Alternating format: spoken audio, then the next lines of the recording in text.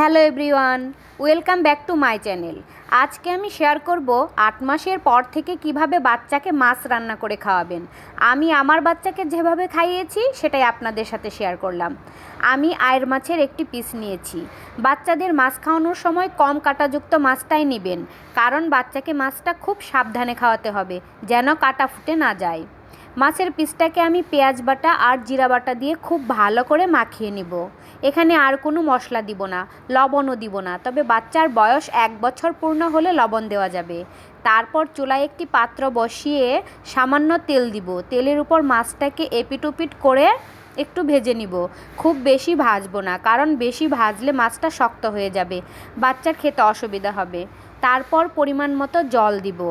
জলের পরিমাণটা ঠিক মতো দিতে হবে, যাতে মাছটা খুব ভালো মতো সিদ্ধ হয়ে যায়। একটি চামচ দিয়ে নেড়ে ঢাকনা দিয়ে ঢেকে দিব। কিছুক্ষণ রান্না হওয়ার পর ঢাকনাটি খুলে মাছটা উল্টিয়ে দিব। মাছে আমি একটু হলুদ দিয়েছি, যেটা ভিডিওতে দেখানো হয়নি। আবার ঢাকনা দিয়ে ঢেকে আরও কিছুক্ষণ রান্না করব। মাছটা খুব ভালো মতো রান্না হয়ে গেছে।